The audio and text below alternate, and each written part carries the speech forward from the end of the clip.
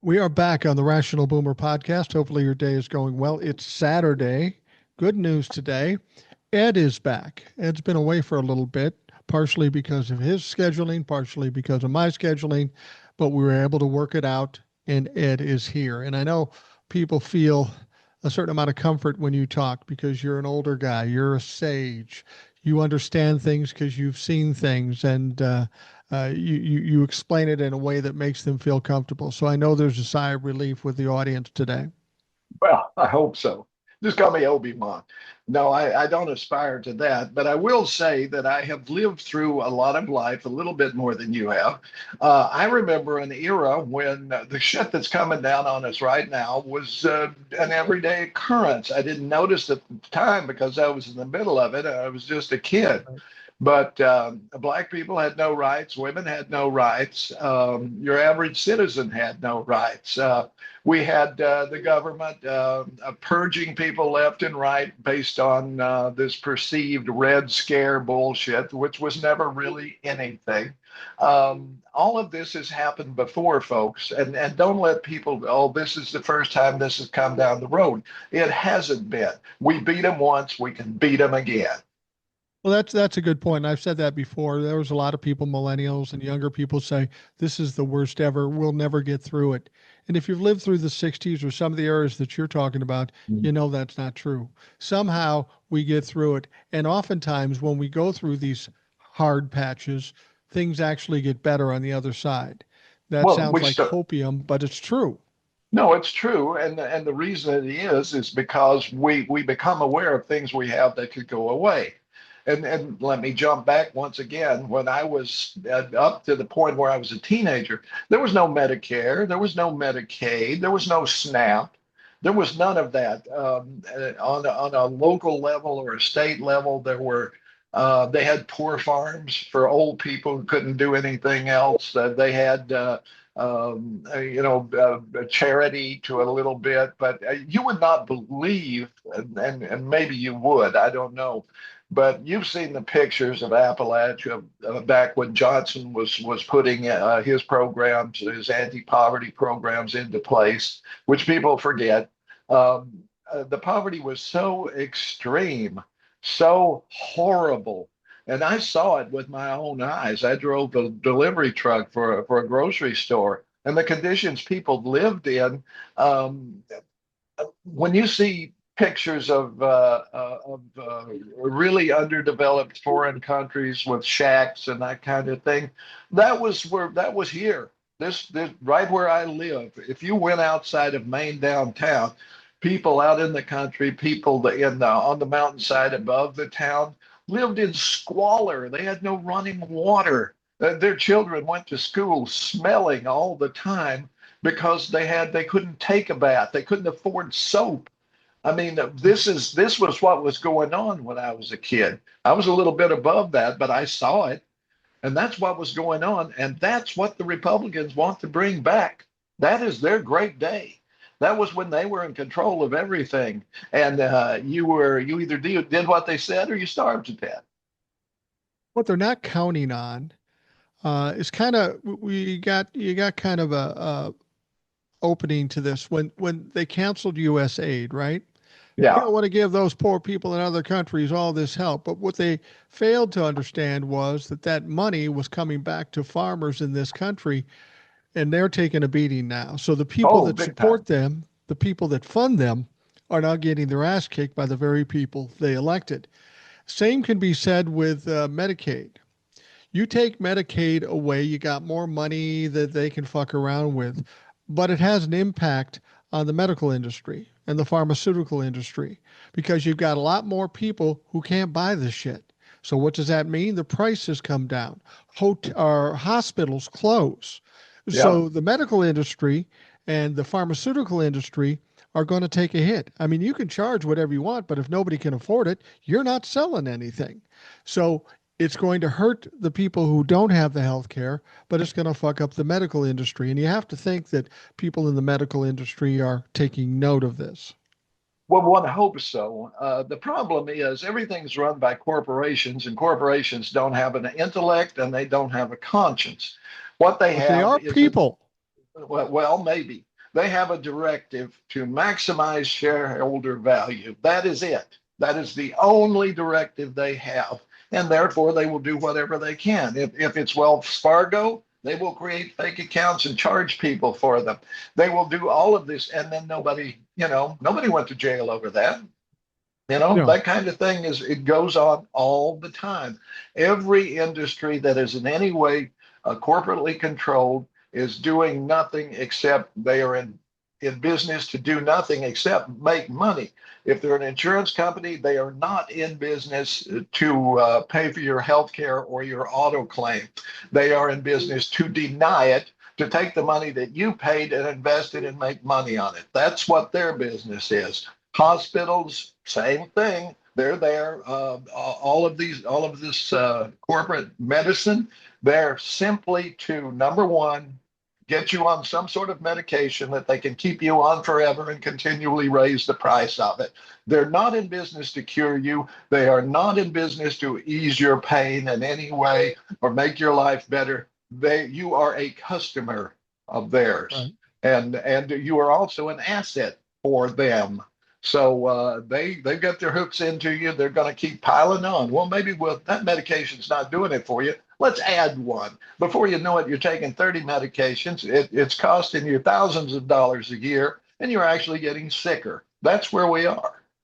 Yeah. And when I said corporations are people too, I was referring to Sure. Citizens United Yeah. and that scam that they pulled on us as far as funding political candidates and shit like that. It's just the you know the big story when you hear this will be yesterday. The Supreme Court came down with limiting the universal injunctions throughout the country. Okay, Mhm. and people are immediately tying that to birthright citizenship. There was no Mhm. decision on birthright citizenship. No. It was basically saying that you can't have one federal judge give a universal injunction throughout the country, presumably giving Donald Trump more power, the president more power, and less for the courts. And people are fucking screaming about that. I just have to remind folks Joe Biden was screaming about it too with the Yeah. Dobbs decision, with Mhm. mifepristone, with Mhm. student loan forgiveness.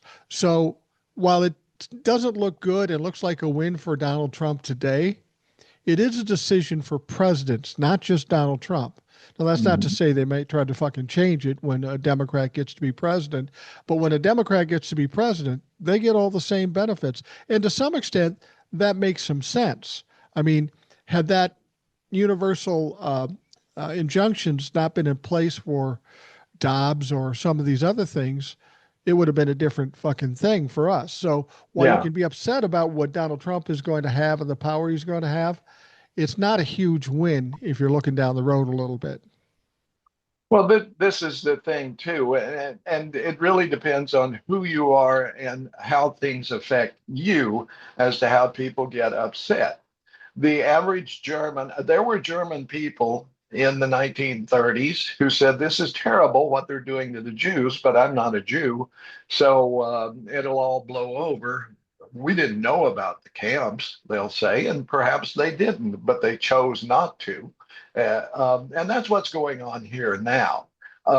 It probably, if you are like me and Mike, if you are a white American, things aren't going to affect you as much as they are with anyone who has a name that doesn't sound Anglo-Saxon. Right. If you are from any other country, especially if you're Muslim, if you are Hispanic, if you are well, pretty much anything that Nazis don't like, because that is what has happened. The Republican Party has gone full Nazi on us with the reelection of Donald Trump, and there are very few exceptions. And if they are not actively promoting Trump's agenda, they are by their silence agreeing with it. So ultimately, we have to purge every Republican lawmaker. That's not going to happen, but we have to do our best to do that. And we have to call them out every time, because we're making some progress. We are seeing his approval rating going down. When gas prices go through the roof in a month or so after the Iranians close the Gulf of Hormuz, you will, which they're going to do, you'll see it fall even lower because that affects Trump-fucks, as you call them, more than anything else, it seems, even more than the price of eggs, it's the price of gas. If that goes up under Trump, they're going to lose their shit. And They it are going to will. lose their shit. And I wanted to ask you about this bombing of Iran. We haven't talked since it happened. Yeah. Donald Trump, I'm convinced the bombing of Iran was basically just either trying to distract from one embarrassment or to make himself look tougher, and he wanted to do this for some time, just to prove how powerful he is. Now, here's the thing: he said he obliterated all the nuclear weaponry or the nuclear material. He also said there was a ceasefire when there wasn't a ceasefire, but he also said he ended the war for all time, that he finally fixed the wars in the Middle East. If that is true, then why is he saying, yeah, we're going to go back to the negotiation table and work something out with Iran? Why do you need to do that if you got rid of all the nuclear material and you ended the war for all time? This I've said before, Donald Trump gets himself in trouble because he doesn't shut his mouth. He says it was obliterated. If he would have just said, well, we did it was successful, everything went great, we got to wait and see what's happening, but we believe we did a good job. If he would have done that, he wouldn't have got any shit. But he has to come out and said, we won, obliterated, yay, Donald Trump. He fucks himself every time. Well, this is it. I mean, they certainly damaged some infrastructure. Yeah. And we don't know how deep the explosions went and so forth. But quite frankly, and I'm not a scientist, but I had science in school, both in high school and college to a degree. So I understand that you don't obliterate radioactive material, or the material used for the nuclear weapons, whether it's uranium or what. It still exists. I mean, Yeah. okay, you got to dig it out again, maybe, or if what I'm being told from some sources is as soon as he started rattling his sabers, they moved all that, and it's very easy. It takes a very small amount. Um, they we obviously have a certain amount of intelligence, and a lot of it's quite good because we're able to kill people. We know where they are and so forth. So I'm sure we have plenty of agents inside there, but you cannot obliterate radioactive material. You don't. You can spread it around maybe if you hit it just right. But I'm thinking, as most of the authorities are saying, we have set them back months, maybe some years even. But no, you can't. He didn't kill all the Iranians. He didn't destroy all of their missiles. He didn't do. He blew up a few sites, yes, well, which was illegal, by the way. Don't forget that his actions were completely illegal. He did not go to Congress, and that makes it illegal. He And essentially declared war, did a warlike act without in any way. Well, talking to Democrats, apparently he talked to Republicans, some are saying. and some people were saying Congress has to declare war, which is true. But when we look at history, um, there was no declaration of war for Korea. There was no declaration of war for Vietnam. There was no declaration of war for Afghanistan or Iraq. There was no declaration of war. So that isn't the issue. But in each of those cases, the president did go to Congress so they could call it something different or do something. Yeah. They did get the buy in. Every other president got the buy in from Congress, and Donald Trump did not do that. And that still fries my grits, as they say, that the Democrats went along with the invasion of Iraq. The Yeah. most stupid and pointless military action in the history of the country. And then Afghanistan was even worse. But the Republican administration lied us into it. But everybody knew they were lying. This is my problem. And the Democrats in power at that time didn't have the cojones to say, no, you're lying. We're not doing this. They Well, probably, Anyway. Well, it's funny, when we were in Vietnam, everybody said that was a pointless war. You think you'd learn something from going into pointless wars, but they didn't. They went into Iraq and they went into Afghanistan and all that. But the interesting thing is what happened in Iran is like Yogi Berra used to say, deja vu all over again. We've got people claiming there's weapons of mass destruction in Iraq, and now they're talking about nuclear weapons in Iran. There's one commonality of both those situations, some 25 years apart or thereabouts, 22, 23 years apart. The pivot point there, Benjamin Netanyahu. He's the Mm-hmm. one that's been trying to suck us into wars. And the only time he's been able to suck us into a war with the two dumbest presidents in the history of this country, George Yeah. W. Bush and Donald Trump. And they jumped on board whatever Benjamin Netanyahu has suggested. I mean, this guy is a war criminal anyway. He is a warmonger. I don't even know why he wanted Donald Trump to drop bombs because he wants to perpetuate that war. He wants to perpetuate all wars in order for him to stay safe and in his position of power. This is absolutely true. That's the political side of it, all right? We have to go deeper and say that we cannot be under the illusion that the government actually runs foreign policy. They do not.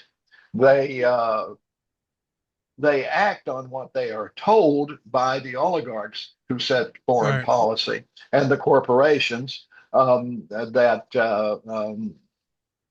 are a part of it as well.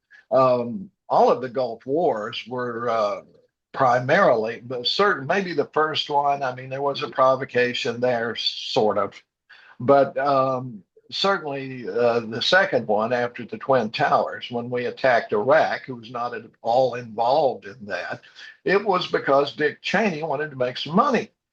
And Yeah. many other corporations, all of the war machine that Dwight Eisenhower warned us about, the military-industrial complex. We hadn't had a war in a while. I mean, they made big bucks in Vietnam. We lost a Yeah. lot of good people who still suffer from things like Agent Orange and so forth. And um, but that's fine. That's just from the oligarch's point of view. That's like burning kindling to start a fire. That's what you do, right? But Halliburton made gigantic profits from the Iraq War, and that was the point. And many other corporations as well. And we sent in a fighting force, and I don't mean to denigrate our fighting force, but the reserves and the National Guard were not prepared for a conflict of that nature, and we lost a lot of people because of that. They were brave, they fought bravely, and so forth, but they died from being electrocuted because of shoddy electricity in the tents and so forth. That was rampant, and lots of other things. They weren't provided with the material and the backup that they needed. They didn't care if we won or not. They were making money. Absolutely. To me, it seems like Donald Trump went in and bombed and thought he would be the hero. He would be the Yeah, strong man. He would be the tough man. And it didn't work out that way. People are questioning him. Donald Trump's really angry with Democrats who leak information about not obliterating the uranium or the nuclear material. But that leak came from his own organization. sure it That did. leak came from his own intelligence. And yes, Democrats did report it, but they aren't responsible for leaking it. But No. Donald Trump has to blame somebody. He refuses to blame himself. That's the one thing about Donald Trump's administration. You're going to find more leaks in this administration than any administration ever in history because there's so much fucked up stuff. People are just going, Jesus, I got to say something. Yeah, and nobody is qualified. Not one person in the Trump administration, his appointees, not one of them is competent. And like with the FBI, he puts Cash Patel in there, who's a freak, and then Yeah, he's a he freak, backs him up with a podcaster, right? a Who dumber wants freak. a dumber freak who's they both, at least the dumber freak realizes he's totally at sea and doesn't know what the fuck he's doing.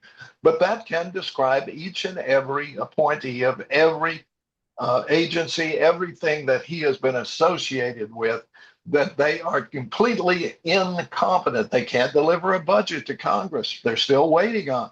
Well, where's your budget? Well, it's coming. It's coming. Well, you were supposed to have it here 6 months ago. Where is it? They don't know how to do that. No, they It's have no clue.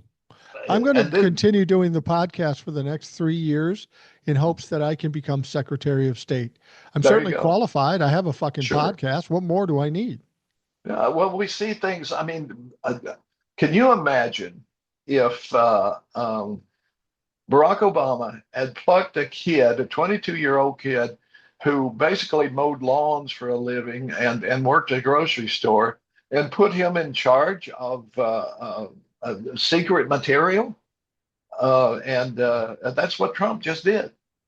I know, and Because it just shows the lack of respect for security in this country. And I've said this before, based on what we saw with Signalgate, based on what we saw Donald Trump do with classified documents, I question whether we have any national security at all. I don't think I we don't do. think I don't think we do. And as a matter of fact, I think it's his one of his people who runs personnel or something like that. I forget the guy's name, but he claims to have been born in Malta. We know that's not true. And Right. and nobody knows where he's from, but there's a very good chance he's a Russian asset.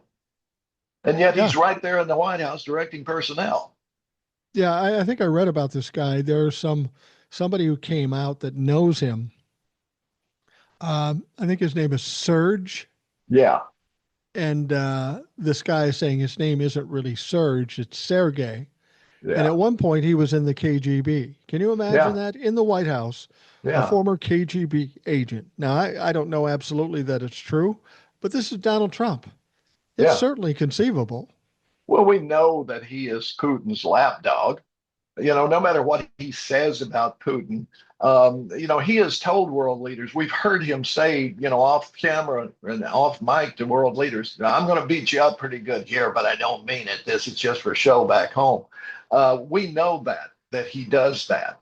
And nobody respects him. And it really ticks me off, which is what it's supposed to do, I'm sure, when he says, well, we're respected again in the world, which couldn't be further from the truth when we have the Queen of Norway making faces at him, He's which awesome. exactly, which is every time they disrespect him, every time that they make fun of him, it warms my heart because he's such a buffoon. He sits in the Oval Office and he has the original of or at least a facsimile. I think it may be the original of the Declaration of Independence on his Right. wall. And he Right. refers to it in reference to the Civil War, thinking it is the document that freed the slaves. I mean, when you have someone at the top of your country, your chief executive, who is so fucking stupid that they reveal it constantly, every day, how can you have any respect for the government and the people who support it? How can you have any respect for any Republican who supports that administration and is a part of it and tries to implement its agenda? How can you have any respect for those people? And the answer is you can't. Donald Trump did want the original Declaration of Yeah. Independence in the Oval Office. Mhm. And everybody said, no, you can't do that. But what they did is they put one in there. It's a copy, and they told him it's real. So in his Ah, mind, he thinks it's fucking real. And that's how yeah. people deal with Donald Trump. They tell him what he wants to hear and hope to God he doesn't find out. You were talking about appointees and the inabilities and incompetence of these people. Pete Hegseth comes to mind because Yeah. he recently revealed himself as embarrassing. Um, After this bombing and people coming out saying, it wasn't so great, everybody's butthurt about it. Donald Trump is twisting around, just angry that he's not the hero and everybody is questioning what he's doing. So Pete Hegseth goes up there and he's ranting and raving at the media. He's being asked questions. How do you know for sure? Do you know for sure whether you hit the nuclear material or did they get it out of there? And he didn't answer the question. He just went off and talked about how bad the media is. That should be very telling to a lot of people. If the Secretary of Defense can't answer a simple question, the most important question, we got a problem within that department. Which means we've got a problem within every department. Now, that may be the most serious one, but when we saw, what's her name? Not Bondi, but the ex-South Dakota governor who was supposedly running Christi, Homeland Security. Chris, Yeah, the Knowles, Botox Bobby, yeah, Botox Barbie, Christy uh, Nome. yeah. She was asked why it wasn't a conflict of interest for Trump to to have a Middle Eastern country. I don't remember if it was the Emirates or Qatar. It was one of them. To buy shitloads of his family's crypto coin. And then he goes over there and he transfers to them information that the Biden administration had refused to give them, some sort of computer chips or something like that. I don't remember. She was asked, why isn't this just a quid pro quo? Which, of course, it is. Quid pro quo, which it is. It's basically selling something that they wanted and him taking the money for it, right? Something Right. owned by the United States government. He sells to them in order, and they buy his crypto to pay for it, his coins to pay for it. Of course, she doesn't answer that. She goes into this blathering thing about there's something about Biden, of course, is what they always do, but they never answer the question. They never ever answer the question, and the whoever it is speaking to them, it's a yes or no question, yes or no, and they won't do it. They will not do it. Now, Pete Hegseth, in his rant during his press conference, he made a claim. And being that you're a veteran, I mean, I look at it and I go, this is fucking stupid, but maybe you can answer this better. He made the claim that what Donald Trump did in this bombing of Iran was the most secretive and most complex um, program in the history of the military. Now, secretive, I have a problem with since he flagged this thing 3 or 4 days. Yeah, we could be bombing you in these spots in the next 2 weeks. And he was doing that for days before he actually did the bombing. And secondly, how is it that that bombing strike is more complex than the atomic bomb in Japan or the It wasn't. invasion of Normandy or anything like that? It just seems to be a totally wrong comment. It is. It's a lie. It's what it is. It's a straight up, flat out lie. Now, I can drive an hour and I can be in Oak Ridge, Tennessee, a town that did not exist before World War II. It was not there. And then suddenly, government came in, built this town, everything from movie theaters to restaurants, and hired a lot of local people. And they all worked on small, different things. And they built a bomb, but they didn't know that. They didn't know what they were doing. They didn't know they were enriching uranium. They didn't know that they were putting together a bomb. They kept it completely quiet. Nobody had any idea of what was going on. We were doing another one out in the desert, right? Nobody knew what was going on there. We kept it completely 100% quiet.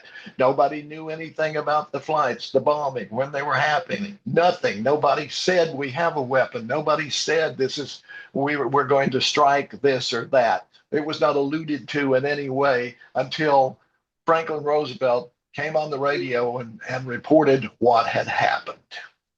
Well, and Oak Ridge, of course, created a distraction too by Mm-hmm. forming a band called the Oak Ridge Boys and sent Yes. them out there. This is what Oak Ridge is about. We're not bombing anybody. Enjoy the country music. Yes, that's what we do. We support these guys. But I'm trying to remember the name of it, but there's a very good book about that and about the women, and they were primarily women who Yeah. worked there doing the work because guys are all off, fighting the war. So I think it's the Girls of Radium City or something like that. That's worth a read for sure. Absolutely. Absolutely. So what I'm getting from what's going on, and I watch how they're behaving, Donald Trump. I mean, Donald Trump got so unraveled that after he said there's a ceasefire and it's going to go forever, and then Iran bombed Israel and Israel bombed Iran, he was so frazzled that he got to the point where he was going on the plane and he says, "Those people have been fighting so long, they don't know what the Yeah. fuck they're doing." Now, Mhm. Donald Trump, I'm sure, swears a lot behind the scenes, Yeah. but he's always been a little careful with taking it too far. I mean, in some of the campaign rallies, he does kind of go off on the blue side a little bit, but that seemed to be kind of an inflection point to me that tells me, as a narcissist, in my experience with narcissists, this is the starting of the unraveling. Mhm. Well, I think it started some time ago. I I think he knows that he's faltering. You can Yeah, see how tired he looks all the friggin' time. yeah, he Did you does. did you ever notice this about Trump? And I just did, or it just kind of came to mind, and that was he always wears a uniform. He Hmm. wears the blue jacket, the red tie. That's all we ever see, unless he's golfing. Then it's a white shirt and khaki pants. He's Right. always in uniform. He's always, and that tells me he's so insecure. He has to have that exact same thing, or he feels essentially naked. And that tells me he is one insecure Oh, yeah. person. Yeah, Um, that's he that's he common with all narcissists. They are deeply insecure. They're basically covering for all the stuff they know they're worthless at. yeah. And you know who Bill Maher is? Do you ever watch him? Yeah, I'm not a big fan, but yeah, I know who he is. Yeah, well, I watch him usually. I don't find him terribly funny anymore, but he has some pretty good guests, and sometimes, he has people from both sides. So usually the conservative one is a wash because all they're going to do is lie, and which they Right. always do. But he usually calls them on it. But he decided to have dinner with Trump. I don't know who Right. invited who or whatever, but they did, and then he came out and said he's not like he is in the media. He's dead. He's more human, so forth. Bullshit. I mean, I don't give a fuck. Okay, he's Yeah. still a rotten person. He's still doing awful things. Bill, you just gave aid and comfort to the enemy by saying, well, he's not exactly a monster when you get to know him. Well, fuck that. He is a monster because he's doing terrible things. That's what makes him a monster, not because he's ugly and stupid, although he is both. Well, that's the thing. When he said that, I said, first of all, you didn't need to go have dinner with him. Anybody that has dinner with him and is somewhat accommodating to him gets roasted in the media. You should know better. We saw the people on Morning Joe. We saw what happened with Gavin Newsom when he talked to some Republicans and he treated them nicely. If you're going to be talking to Donald Trump or a Republican or one of these white supremacists, if you're not going after him, you're going to get fucking hammered. And he can say, yeah, behind the scenes, he's a nice guy. But here's the deal: that doesn't matter to us. That doesn't affect us how he is behind the scenes. It's how he is as a public figure and as president of the United States, and how damaging it is to this country and the people in it. If he's nice behind the scenes, I don't care. He's destroying things right now. And the only realistic personality trait I can see is what I see on TV every day. And that's what the vast majority of the people say. So the fact that he might be nice in dinner, that's inconsequential. Who cares? Well, and I go this way with other. I mean, George Bush, okay, George W. Bush, right? Okay, he paints pictures of dead soldiers, and he tries to come off as in a gentler sort of way, but he still was responsible for the deaths of millions of people, uh, both in Iraq, Afghanistan, and not just the locals, but our forces too. People who died because of him, because of his lies and the lies of the people he worked with. Can I forgive him? No, I won't. Let him seek his I, forgiveness from God. He's not going to get it from me. no, no, he's not. And I don't know that you can compare him to Donald Trump. They're similar in some ways, in the ways that neither one of them is calling the shots. Neither one Right? of them is bright enough to know what's going on. No. George W. Bush had Dick Cheney. and Donald Trump has Stephen Miller, and God knows who else is giving him orders. They don't know it. But here's the difference between George W. Bush and Donald Trump. George W. Bush is an idiot, and he was complicit because he did everything he was told to do. Donald Trump has that same problem, but he also has an evil, narcissistic side where he's going after people. He's vindictive. He's vengeful.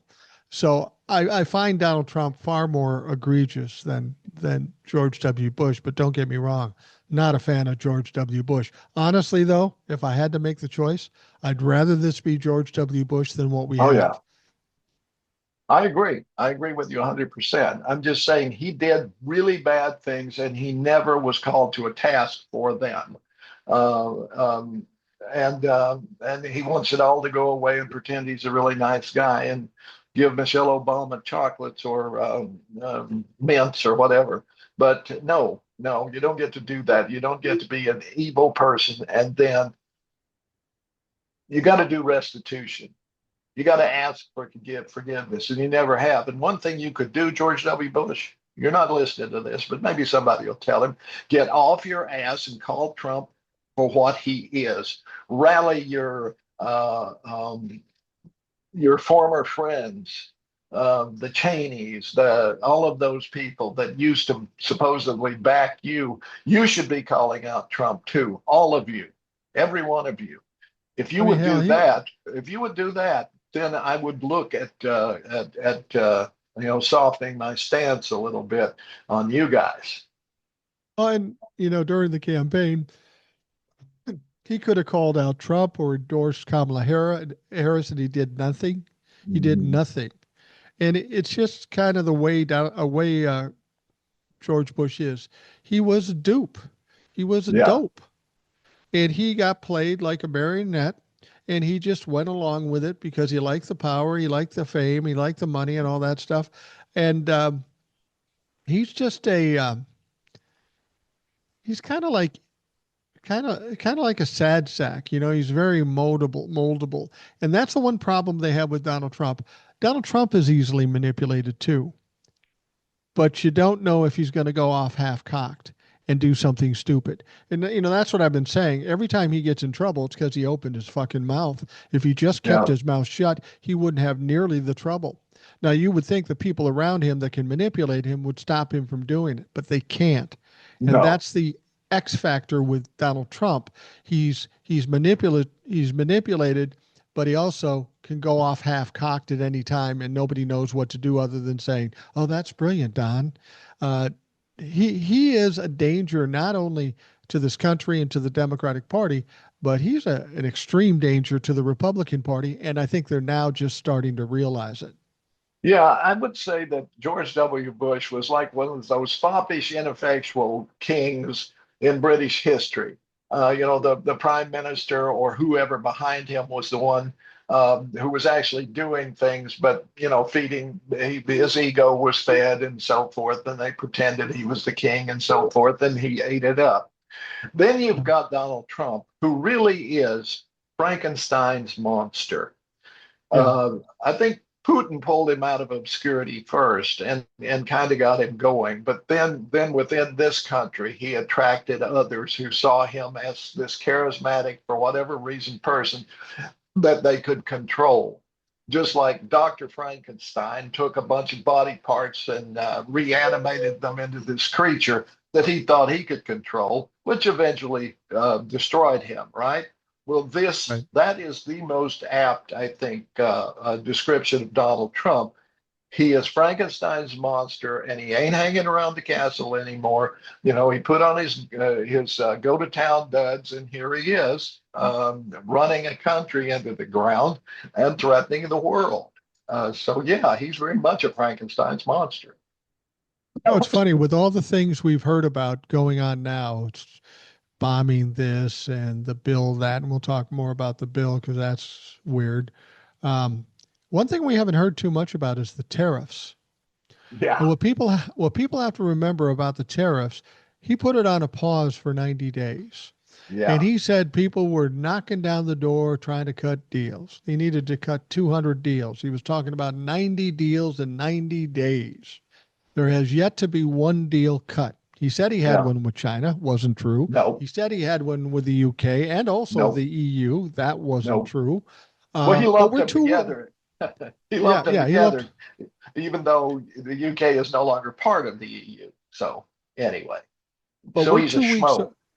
we're 2 weeks away from the deadline of that 90-day pause. No Yeah. deals cut. What happens at that deadline? Does he double down and put the tariffs on again and fuck things up again? Yeah, I think that's distinctly possible. Or does he put it out another 90 days like he's doing with TikTok? I don't know. The guy doesn't accomplish anything. He just delays everything. Well, this is the thing too, and now he's saying because I guess he's scared to death that Iran is going to close the Gulf of Hormuz, which they are. So You he's think they now still we're will? oh You think yeah, they still will? I guarantee it. You know, I've been wrong before. I may be wrong this time, but I guarantee it. I feel that they will. Yes, because that's one thing they have in their arsenal here. Um, if somebody comes in and bombs your country, number one, they you over time you kill a bunch of people, Right. the military leaders and others, and threaten the cleric who runs the whole show. Now, get me, I'm no fun of the people in charge in Iran. If they all went away, I would not shed a tear. But we created Iran. We Yeah. destroyed a democratically elected government, put the Shah in place, who brutalized his people for many years until he was thrown out. And then, unfortunately, instead of a democratic government, which it held before we destroyed it, the clerics came in and took over and turned it into what it is today. It's a problem of our own making, just like South America is a problem of our own making, because what we did for a couple of centuries was essentially dump on every government in South America that we didn't like and put people in charge that would do what we wanted them to do. Get over the idea that we are somehow the good guys internationally. We act in our own interest all the time without regard to morality. It's that simple, okay? But at any rate, I do think they will close the Gulf of Hormuz. He's afraid of it because now we got to drill, baby, drill. They're already drilling to the capacity they want to drill because Yeah. they don't want a surplus of oil because then the price goes down. Why doesn't he understand basic economics? He doesn't. All he knows is talking points. You were talking about what we did to destabilize Iran, and but it's same thing with Afghanistan, and Donald Oh, Trump is yes. responsible for that. Yes. Granted, Biden is the one that pulled the people out. They should have pulled it out 2 years after George W. Bush put people there. They should have known Afghanistan was not a winner after we watched Russia in there for fucking years get nowhere. Why would we go in there and try to do the same thing? But Donald Trump, if people remember, he went and allowed 5,000 or more Taliban, I think it was Taliban, to be Actually, it released. was 25,000. 25,000 people he allowed to be released. And then when they pulled out, that same Taliban took over Afghanistan. And that's why we have the fucking mess we have today. Uh, Yes. so the question isn't, did Joe Biden do the wrong thing in how he pulled people out, or did he do the wrong thing by even pulling anybody out? But do we need to be in this war for 20 years and then continue doing it? He was caught between a rock and a hard place. Donald Trump had created the strategy for the pullout, and that was on the table. So Biden just did what he was supposed to do based on what was agreed on before. Well, yeah, the U.S. military is like a boulder. It gathers momentum and eventually it becomes a force that can't be stopped. But it starts out slow. So the procedures that were in place and moving forward while Donald Trump was still president and in control of the military were the forces that were there when Biden took over. and he had to immediately react to a timeline that he did not set, but the previous administration did. And the procedures were already in place. And I don't know when the military knew that he was releasing those 25,000 Taliban fighters.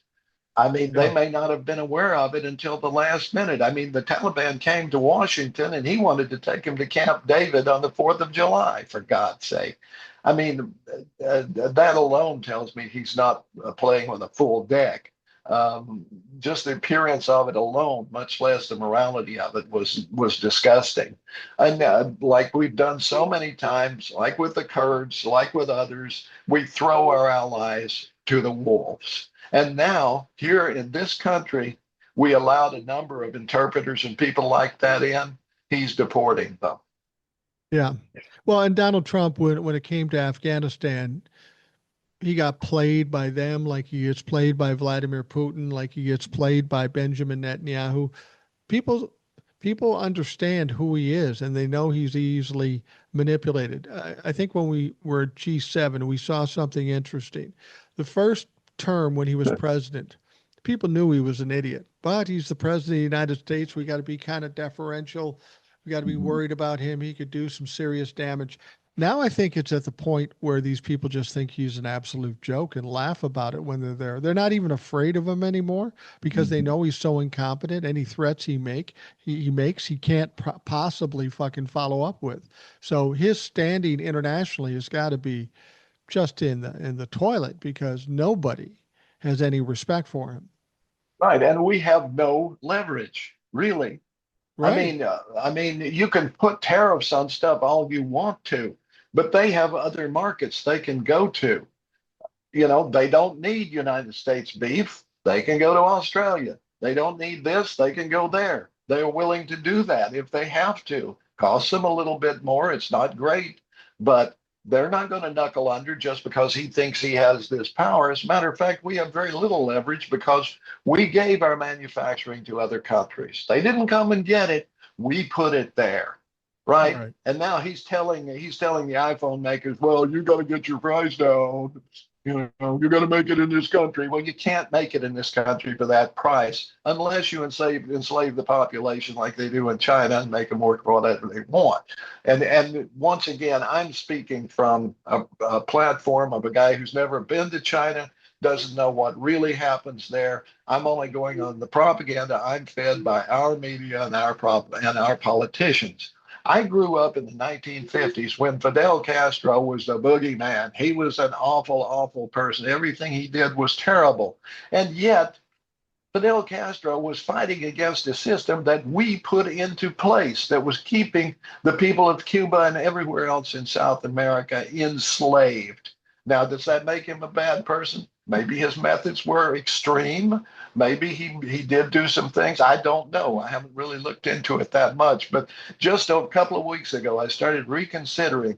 Okay, I bought that. I bought all of that. Che Guevara and Fidel Castro, horrible, horrible people. And yet, the people of Cuba celebrated them as liberators. Why? Because they were. They chased out Batista, who was a tool of the American mafia and had kept the people enslaved. What did we do? We have done our best to destroy the economy of that country ever since. That doesn't make us heroes. I don't know that Che Guevara or Castro were great guys, but they certainly weren't any worse than what we put in there. That's what I'm And saying.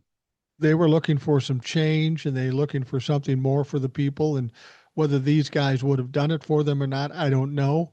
But the No people of that whites, country, no white hats in international relations, okay? There just aren't. no, They're no, self-interest only. But at the same time, we are, as consumers of media and consumers of political discourse, we only know what they give us. And that's why we have to dig in. I mean, go to Harold Zinn and some others, some real historians who tell both sides of things, and you get a much better picture than the high school history book that most people got their information from. yeah, I'm not saying I'm a fan of of Fidel Castro. But I just read a thing the other day, and this is true. When he took power, illiteracy rate in Cuba was 35%. He closed the schools for a year and had all the students from first grade up through high school teach their family what they knew. And illiteracy went from 35% to 3.8% in that year. Yeah. Doesn't sound like a monster to me. I don't know. No, and anytime you give somebody power, they're going to take advantage of it. We've seen that Mm-hmm.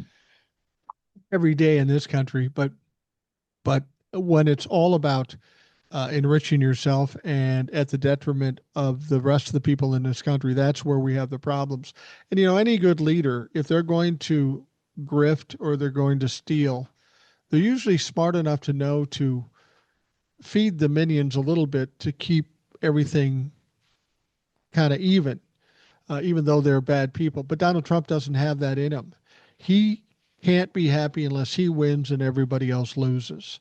And Yeah. that's not a good position to be in as a politician, because when everybody loses, they're eventually going to turn against you. And I sense that we are getting more and more people turning against Donald Trump. I don't know to what extent, but there are more and more people being impacted by Donald Trump's shitty decisions.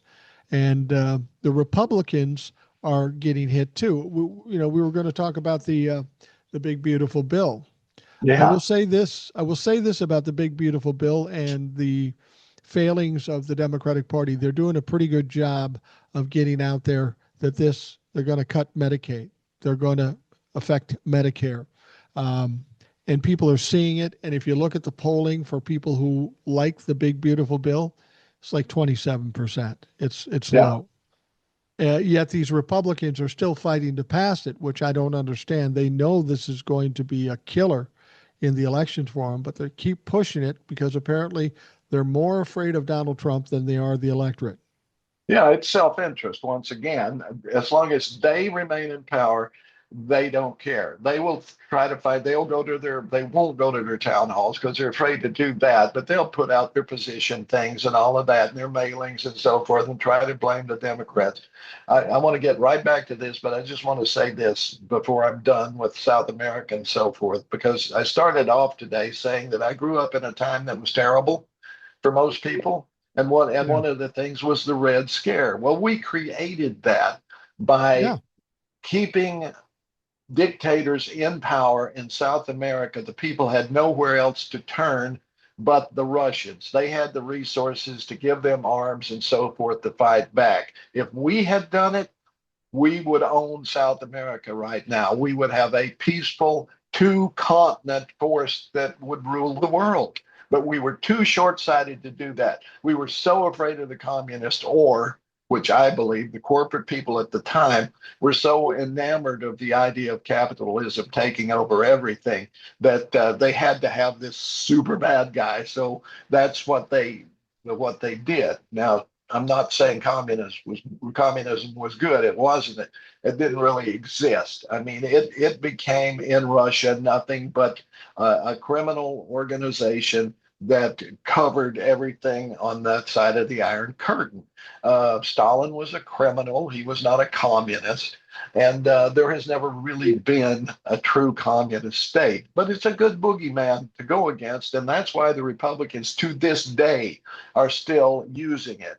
The young gentleman who just won the Democratic primary in New York is being called a communist. He happens to be a Democratic socialist, just like Bernie Sanders, which is what I am as well. And but that's what they will always use the label of communist because it's the big boogeyman that they think everybody automatically thinks of as evil, even though it doesn't exist. It is a true boogeyman. Now, You back to know, the big, beautiful bill. yeah, go Go ahead. ahead. Go ahead. The big, beautiful bill, and it's ugly, of course, um, made me just once more want to meet Mitch McConnell one on one. He's a little older than me, but that shouldn't I'm pretty matter. sure you could take them. I'm pretty sure you could take them. Yeah, this is the thing. So he tells them, well, people back home won't like it, but they'll get over it. They'll get over the fact that they'll die because they can't get insulin, that they can't get treated, that their hospital closed. Mama had a stroke, but we had to drive 2 hours to the hospital, so she never recovered. Or my wife was doing okay, and then she had this premature birth, and now both she and the baby are dead because there wasn't a hospital in our county.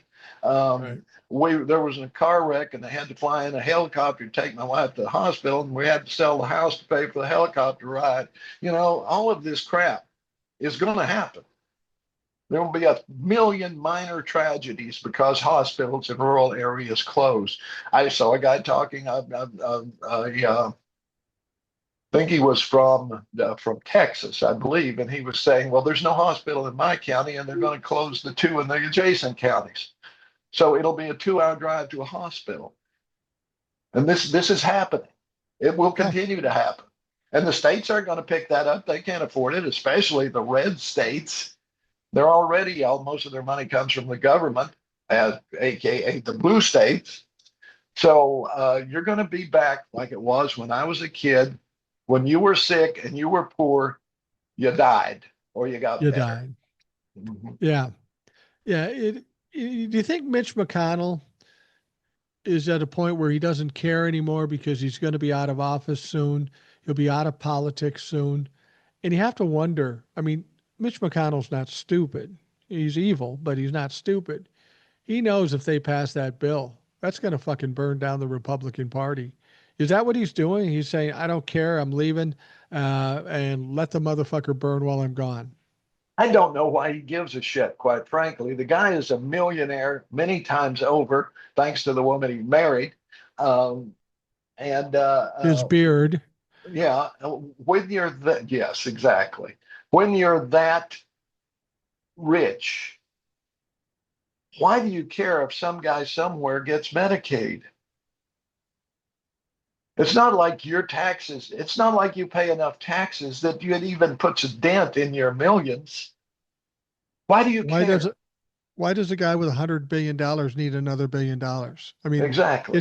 it's like an addiction, a greed Hmm. addiction, a power addiction, and this is what they have. Once they're powerful and have money, they got to have more, even though what they have is enough. And we're dealing with, sickness in these fucks. You got the cult members that follow them, and the madmen and women that are leading them. There is no explanation as to why they need to do the things they do, but they insist on continuing to do it when somebody should say, I got enough. I mean, that's kind of how I've been when I've never been rich or incredibly wealthy, but I'm at a point now where I have enough money to do what I need to do and not have to stress out about things. I'm comfortable and I'm Yeah. content with that. When do people become content? A lot of people never Apparently, do. apparently rich people never ever do. I'm like you. I'm not by no means rich, but I have enough money to buy food. I have a house that's paid for and a car that's paid for, and we can indulge in some luxuries once in a while.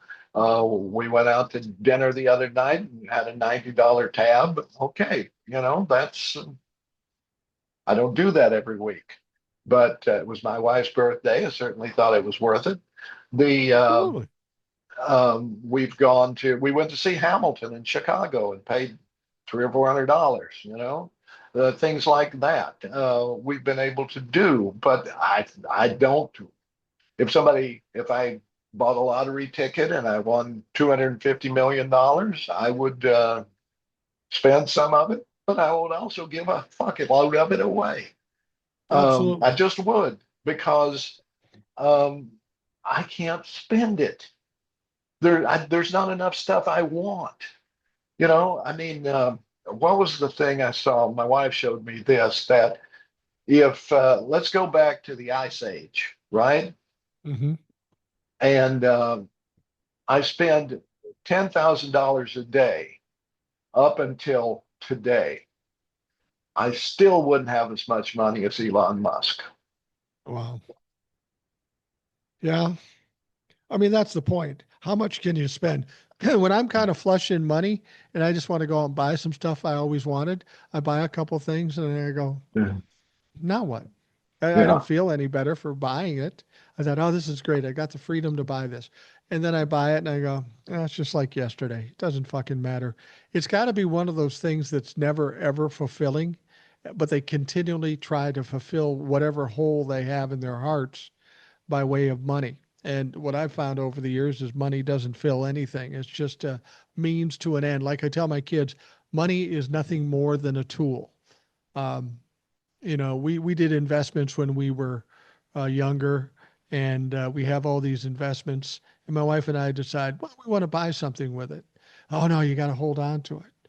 Well, we're Mhm. 65. When does that day come with all this saving where you're not looking to the future, you're looking to deal with today? And I'm Yeah. convinced some of these financial people, they tell people like you and me, you got to save your money, you got to save your money, got to save your money. And then you never spend it, you die, and then your kids get it and they're young, so they're going, you got to save your money, you got to save your money. It's just a big ploy to hold on to your money. At some point, you've got to reap the benefits of what you've done all those years. Yeah. And people just don't want you to fucking do it. Well, that's it. And they use the government, to Yeah. to make you afraid and so forth. But the idea that I'm I keep blowing up rockets at a tremendous cost, Right. while some people can't afford food and medicine, is the height of immorality. Um, Jeff Bezos has rented Venice for his wedding. He's going there in his $500 million yacht with his bride to be. Yeah. Um, in a completely immoral display of wealth. Now, people may say, well, the people in Venice are getting some money out of it. They're not happy about it. They don't even like American tourists anymore because they get in the way of everything. Right. So, Right. at any rate, these displays of wealth are immoral. They are disgusting. They are in every way antithetical to, I can't think of a value system anywhere in the world that would condone that conspicuous display of avarice and um, I don't. There are other words, but I can't come up with them right now. That other than disgusting, that Christianity would not, No. No. Islam would not, Buddhism would not, Confucianism would not.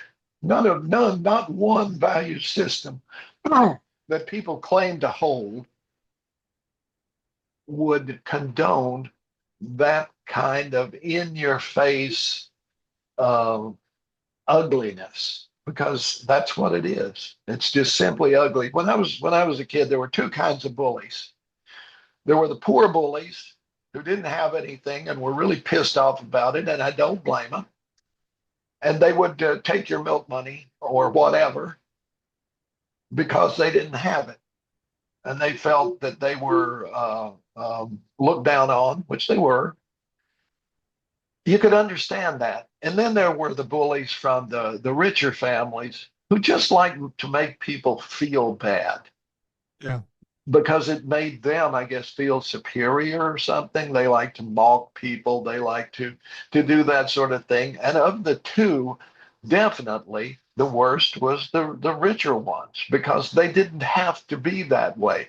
They had been blessed in a way, not through their own, but through their parents, maybe their grandparents' sweat of their brow. They had been given a legacy that they should have realized was a privileged one.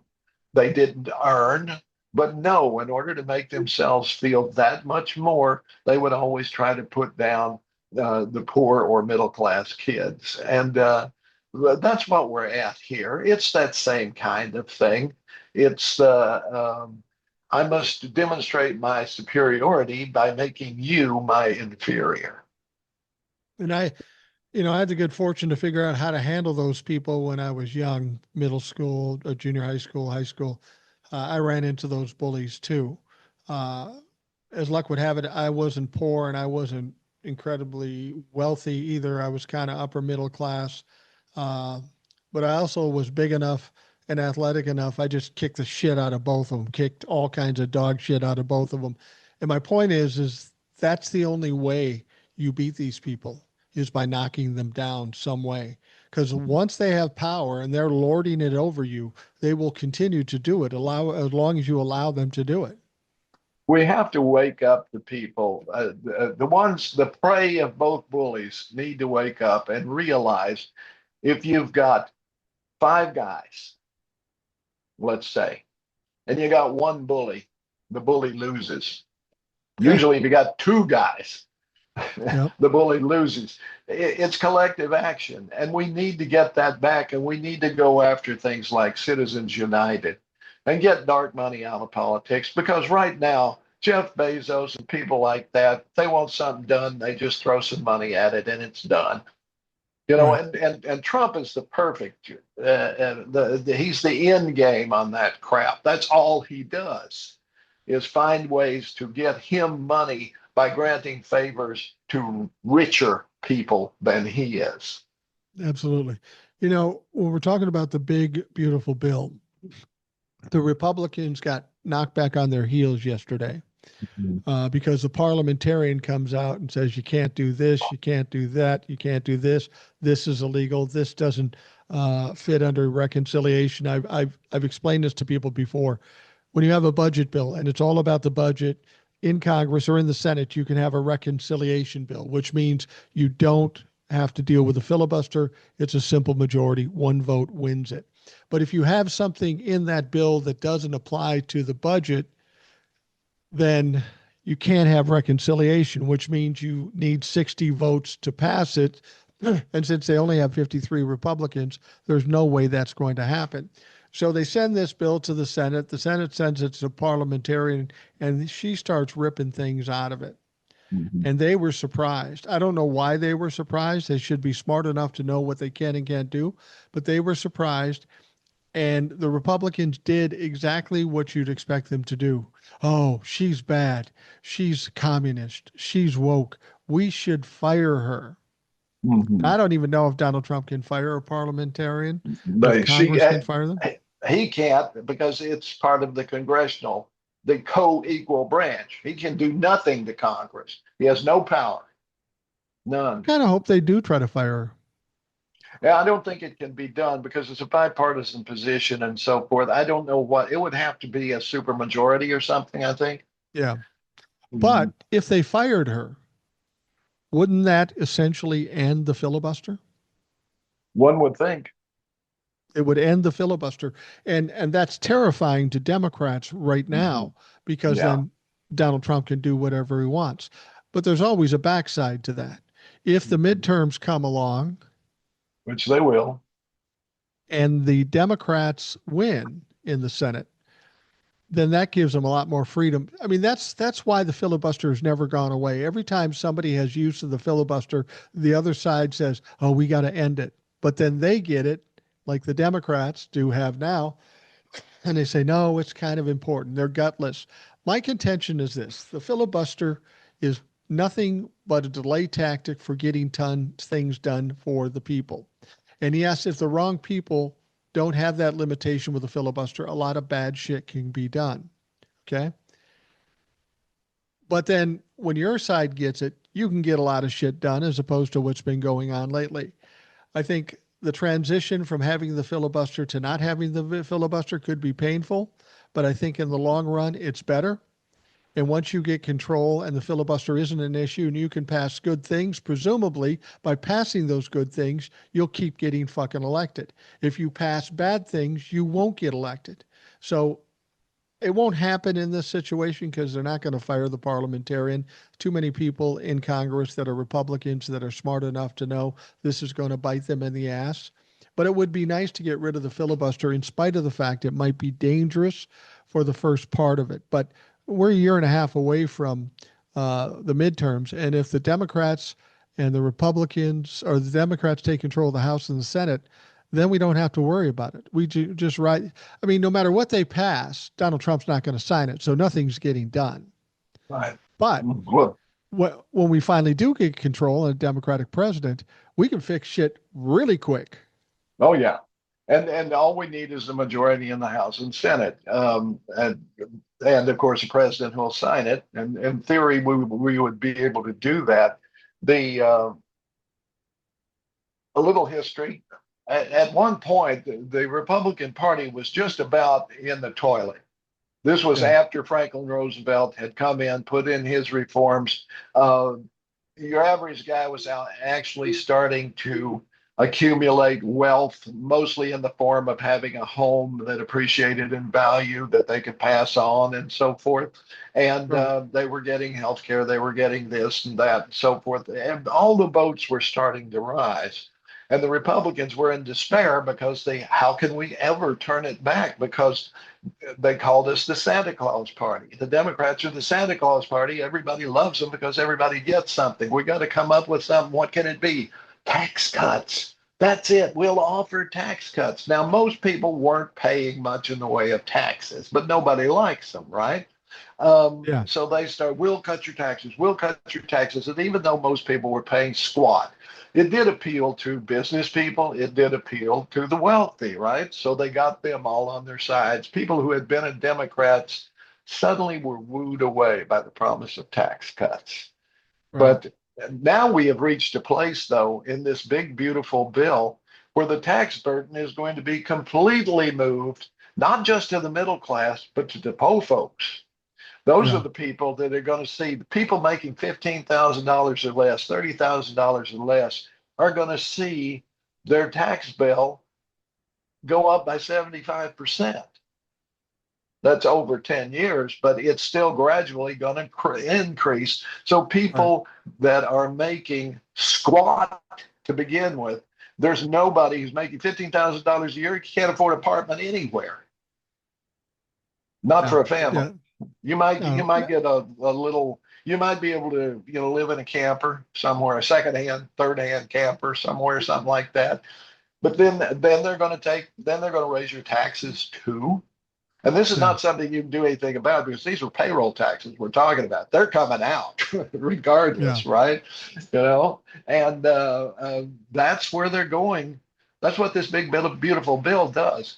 Whereas the top gets a huge tax cut, the bottom gets a huge tax increase. And of course, everybody in between, too. I forget I think it's about 400,000. Then it starts to go down. Right. But Right. up until that point, everybody pays a little more. But the bottom pays way more. Yeah. Well, the thing about it is that um, I think the Democratic Party has done a pretty good job of messaging. They're going to cut Medicaid. They're going to raise taxes. Do you think, well, the bill as it stands now will not pass? I mean, the No, parliamentarians basically saying you got to cut all this stuff. Do you think they will get a budget bill passed? Donald Trump has gone to them, and this sounds just like Donald Trump. He says, you got to get something passed by July 4th. Well, that's coming pretty quick. ain't gonna And, happen. and there's all kinds of vacations and shit that Congress is taking July 4th. And then toward the end of July or something, they've got another 6 weeks off or August or whatever. So they don't have a lot of time to do this. I just don't see how they're going to pass this thing unless they gut it just to pass something. And Donald Trump said, just pass something by July 4th. So people are suggesting, Lawrence O'Donnell suggested, maybe he doesn't care what's in it. He just wants the win. And that would not be surprising because I don't know that Donald Trump even knows what the big, beautiful bill is because he sat down yesterday or the day before and said, we're not cutting Medicaid. Yeah, you dumb fuck. It's pretty clear that you're cutting Medicaid and everybody knows it. He just wants to win, kind of like the bombing, kind of like the tariffs. He just wants to be declared the winner somehow and be a hero. He doesn't care what's in the bill when it gets passed, but of course all the people around him want it, so they're trying to manipulate him. He wants the win. He doesn't care how he gets it. Everybody else wants to rape the lower and middle class people. So I just don't know how it gets passed. There's too many people with different opinions. Yeah, and, that is a lie, of course, about cutting Medicaid, but this is the standard lie the Republicans have come up with now. We're Yeah. not cutting Medicaid, they say. We're eliminating fraud and waste. Every dollar that comes out of it is because the person getting that benefit was not entitled to it. They claim, of course, that immigrants are getting it. They're not. There's not one. There aren't any. Or let me amend that. If there's one or two somewhere it fell through the cracks, it's a rounding error. Fraud and waste is a rounding error in Medicaid and Medicare. All of those for SNAP, all of those programs. I mean, we already require work for welfare. That was back in Clinton's era, and it's Right. been tightened even more ever since. And now the so all of this supposed where they say we're not cutting, it's a lie because there is almost nothing in the way of fraud and waste. We even had a defector from Doge say that he was amazed at how little fraud or waste was in any of the programs they looked at, that there was none. Yeah. And this is a whistleblower from Doge who had no reason to say that if it wasn't true. Here's a question I would have for Republicans. You claim to have found all this waste. What is it waste of? It's waste of taxpayer money. So what have you done with all that waste? Why don't Mhm. I get a check? If you're finding waste with my money, how come we're not getting money back? Well, That's you were supposed to, that's remember? You were supposed to get a $5,000 check, I think, in March. well, and a $5,000 check wouldn't cover it with the amount of No, waste that they are talking about. But no, it's funny that Republicans aren't saying, well, okay, he cut the waste. What are you doing with the money? Nobody knows what they're doing with the money. First of all, there is no money. right. Second of all, if they said there's money, then they got to be doing something with all this extra money, $1.7 trillion, whatever they're saying they're doing with it. Where's it going? And they don't tell us that. And you would think that would be the first question any Republican would ask. You found the waste, you saved us the money, so give me the money. But they don't do that. And why aren't they locking all these fraudsters up? Why That's aren't the courts jammed with cases of people and Medicare fraud? The reason being, of course, is most Medicare fraud is from the top, like Rick Scott in Florida, who's a senator right. who raided. I mean, who I can't remember the figure, but it was a tremendous amount of money, the biggest settlement ever against a company. Like a Um, billion dollars. yeah, welfare fraud, or rather Medicaid fraud or Medicare fraud in the state of Florida. And yet he never did a day in jail. He got a No. golden parachute just to resign. And that's where the fraud is. It's always way high. It's never the little guy. It's never the little guy getting, an extra dollar or two to feed his kids, or the woman. Usually it's a woman because she's been left by a deadbeat husband is trying to feed the Right. kids on SNAP. Uh, no, it's not them. They're not the fraudsters. It's the big guys. That's who's doing it. It's like um, Diane Harshbarger, who's my representative, my Republican representative from this district, should be in prison with her husband for fraud. Right. But no, no, you know. And These I people think that I should think be in Trump jail end up being reps and senators. Hard to exactly. fucking imagine. And they all Yeah, seem to be Republicans. The one yeah, Democrat that's a fraudster is currently in jail, yeah, Menendez. yeah. So yeah, you brought up this candidate out in New York, and I'm finding it very interesting. Um, this Mondami, who won the Yeah. primary. He didn't win the election, he won a No. primary. And people are just shitting themselves. The Democrats, too, they're upset Yeah. about this because he's totally different than what Democrats approve of. Well, I would say this to the Democrats: find a better candidate to run against somebody than somebody who's been accused of sexual assault and corruption in a family that's been corrupt since the fucking very beginning. The fact that this guy beat um, Andrew Cuomo isn't surprising because he kind of did what Trump did. He Yeah. learned a lesson. Donald Trump just said, I'm going to bring down prices and I'm going to bring down inflation. He didn't say how he was going to do it, But people said, I like that. I'm going to vote for that. And that's what this guy did. He came out Yeah. and he said, I'm going to give free buses, free childcare. I'm going to do this. He didn't particularly describe how he was going to do it, but he had a very positive campaign. He campaigned well. He's a 33-year-old guy. He happens to be Muslim, and Republicans are shitting themselves. They're trying to figure out a way to deport this guy, which I don't. He's a naturalized citizen. Right. Um, and the Democrats are freaking out too. I think the Democrats should take note of this and say, maybe this is a signal. Maybe the Democratic electorate is tired of our bullshit. I mean, we've seen this before. Remember when Jesse Ventura was voted governor of the state Yeah. of Minnesota? It was a That protest. it was a protest. They could have said we're tired of Democrats and Republicans. When Donald Trump won in 2016, it was a protest against the establishment Democrats. When are they going to take notice of this? Because the Democrats don't seem to get it yet, at least the leaders. Well, they don't. And I think the reason that Donald Trump won in 2016 is he was running against Hillary Clinton, which meant he was running against Bill Clinton, too. And people, I think, grassroots Democrats realized that the Clintons were very much creatures of Wall Street. They were no different Yeah, than the Republicans as to who they owed their loyalty to, which is not to say that Bill Clinton didn't do some good things. He did. He did some things that I found questionable, like ending welfare as we know it and stuff like that, which was just a sop to Wall Street. Okay. He found a way to win to get Wall Street money, and that worked. Okay, right. that doesn't make it good for Main Street America. Um, so that was a repudiation there. I think there was a repudiation also in the last election because of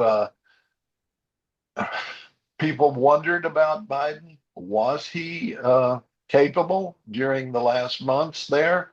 And would it not have been better to have an open convention and come up with a candidate? They might still have lost, but I think they still would have gotten maybe more people out. I think Democrats were confused at that point, and it was not handled well. I see this as morning in America for the Democrats, and they better pay attention because the Cuomos need to go. The Yeah, all of the Democratic leadership, the Pelosi hangers on, and so forth, need to go. The yeah, comers are AOC and Crockett and this guy and Buttigieg and the liberal young people. I mean, right now, that's who elected this guy. I mean, that's who gave him the primary win. Let's put it that way. Was young people. yeah, You know, the yeah. old people are still going to vote for people that looks like them, which is don't vote for guys who look like me. Okay, No, vote for the young guys. They know how today's world works. We're still working on the 50s, 60s, 70s, 80s, that kind of thing. It ain't the same world. And that's why the Democratic Party really needs to get revived, because that's what Franklin Roosevelt was, remember? He was a brand new kid on the block. He had been a Secretary of the Navy and so forth, but he had new ideas and he steamrolled things too that made the country better. And that's what youth enthusiasm and a different way of seeing things. I mean, uh, these guys still don't know how to use a computer. You know, they have secretaries do everything for them. yeah. You know, Well, that's that's why. That's why headset people like that are using Signal. Because that's the only thing they know how to use. I'm surprised it wasn't Zoom. yeah, no shit. No shit. Well, that's why I said back in 2016, had the Democrats run Bernie Sanders instead of Yes. Hillary Clinton, Bernie would have won. And Yes. what we learned from that is they voted for Donald Trump knowing nothing because they wanted something different. Yeah. Bernie would have been somebody different from the norm, but he would have been a safer bet and he would have won. So if we see this continuing to happen, we should make note of it. Like you said, the young people voted for this guy in New York, Mondami, And what people have to understand who are running for things right now, we know that in 2028, the majority of the voting bloc will be millennials and Gen Zs. They don't Yeah, want to see the old fucks like Nancy Pelosi or people that hang out with the old fucks like Hakeem Jeffries.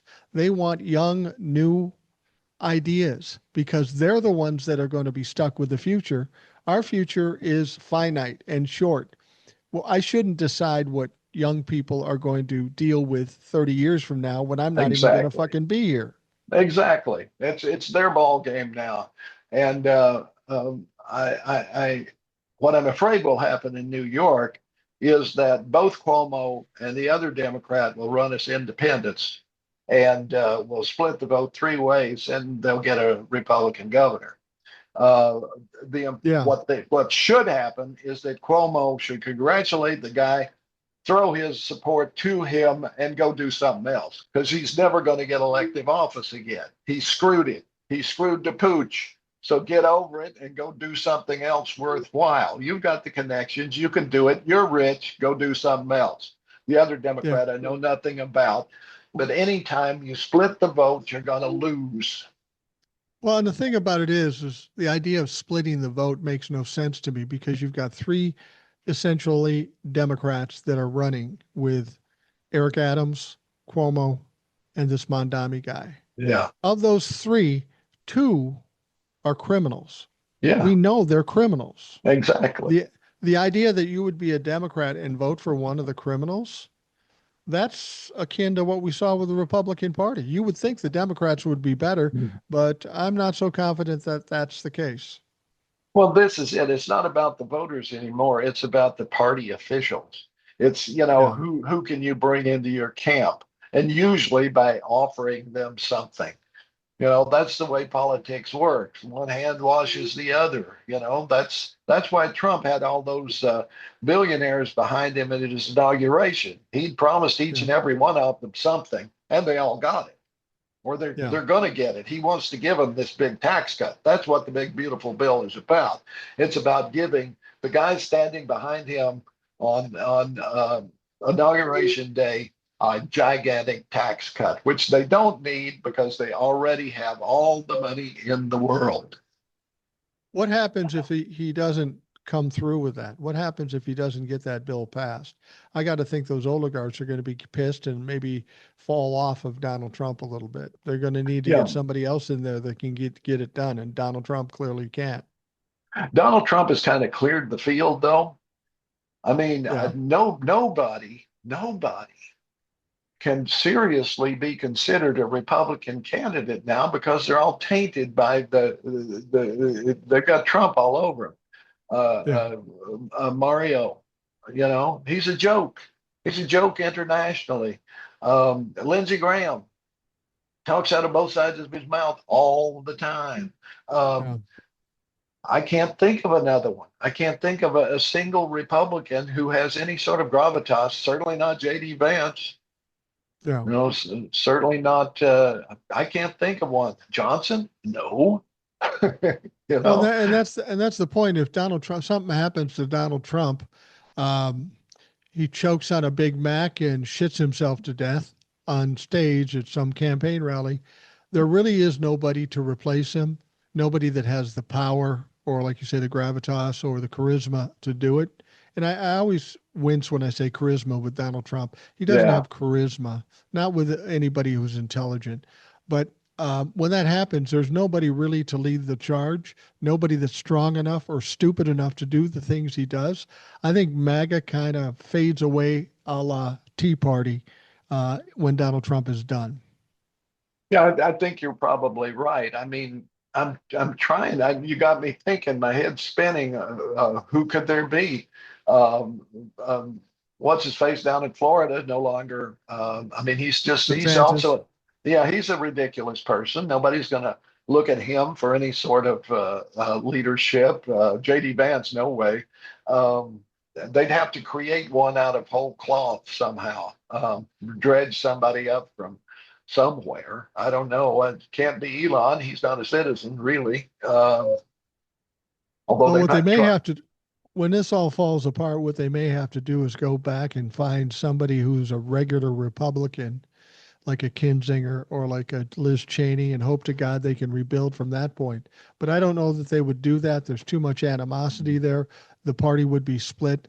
That's what we talked about. If there's a 25th Amendment or an impeachment, the Republicans have a problem there in that if they do that to Donald Trump, if they're responsible for it, they will lose the base. And once again, that fractures the party and they have less power.